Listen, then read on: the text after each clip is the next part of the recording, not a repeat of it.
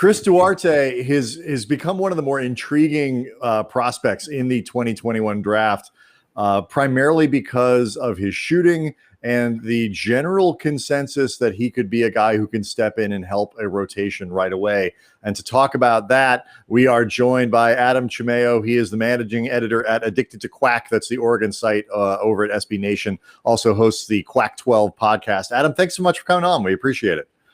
Of course, I'm stoked to talk about this ancient player we got here. He's a rare thing. Like, I thought, an endangered species, something called a college senior. How, in all seriousness though, like, it is so rare now to see guys who stay, in school and are done as a college senior 4 years. What has his path kind of been to get him to this point now, where he's projected to be an NBA, first rounder? Well, his path has been an interesting one because, he took the JUCO route to Oregon. So his first 2 seasons, I do believe, he played for Northwest Florida State College. He was born in Puerto Plata, the Dominican Republic. And then I believe he did boarding school his first 2 seasons in high school at the Redemption Christian Academy in Troy, New York.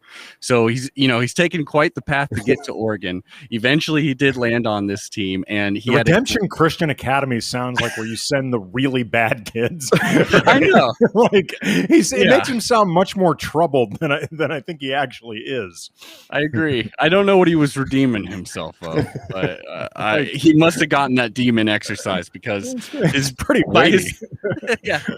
By his junior year, he was doing. He really made a quick impression on this team, which was really spearheaded by Peyton Pritchard, another ancient player. Yeah, and that was really ramping up. He got injured for the last 3 games, I think, but they were saving him for the tournament, which inevitably, was canceled. And then this last season, he's really taken the control over the whole team, really filled in for that Pritchard spot, which is a big hole to leave because he really was having a hell of a senior season. And Duarte matched up with that and took him to a very strange, very Pac-12 filled NCAA tournament run. His field goal percentages went up 12 points from 41 to 53 from the field junior year to senior year. And then his 3-point percentage jumped about 10 points from 33 to around 42, basically the same volume. From what you saw, what accounted for those improvements, given that, he's not an inexperienced young player? Well, maybe this will bode well for his future pro career. But it seemed like asking more responsibility of him was just exactly what the man needed. When you look at him though, in the type of role that he plays, sort of piggybacking on what you just said there, do you think he was main scoring component, took a lot of shots, all that kind of stuff, played a huge role in Oregon's offense this year, is expected to be much more of a polished role player? I think certainly early in his NBA career. Do you think it's going to be a tough adjustment for him? Where do you think he fits into a team next year? I think next year, I think it would be maybe a little bit too bold to be like, I think he can crack a starting roster, most of these starting rosters. But I think as far as a role player, I think he is someone that you can plug and play right now. I mean, he's shot well from 3-point. Like as you said, he took a huge jump there. I believe he ended that season like 42.4% on 5.5. On the nose. Yeah, I believe. Yeah, on 5.5 attempts per game. Obviously, I got notes. But not only that, but I think it's just the idea, and especially, you guys hitting me up, the idea of him playing with the kind of talent that the Lakers has, that really just sparked me up, because the idea of him, playing with the ball, but with almost the mentality of off the ball, like making plays for his all the playmakers on that team. And then not only that, but getting himself in a position when he doesn't have the ball to the place where he needs to be and taking the shot if it is open for him. Like, he's not afraid. He was the man who was leading like so many of these comebacks that we had this last 2 seasons, hitting the like clutch shots to win it in all these close games against elite talent in the Pac-12 this last season. I mean, yeah, I think he's definitely someone who on the right roster can really, like, this next season be someone that fans are loving. Getting a little bit more specific with him as a scorer, what do you consider his strengths as a scorer, the things that he does well, and then what are some of the areas where he's either weaker or you think could improve, but it's just not quite there yet? Well, he's definitely just one of those guys where it's just like the footwork and the fundamentals are just so like solidly there. That is such a strength of his. A weakness will always be that he isn't quite that like elite athleticism, that would have made it that he, I guess got not only like picked up by a power program quicker and drafted sooner. He doesn't quite possess that amount of talent. However, the fundamentals are there. His ability to make plays is his absolute strength, is that he is a playmaker. And I think even in the NBA, he'll be able to make his own shot, but probably more importantly, make shots for others. That's what I was going to actually ask. When you said a playmaker, because I haven't seen as much described in terms of him setting up other people. It's just more about him being able to create his own shot or him being able to score. Is he actually capable of setting up teammates, stuff like that?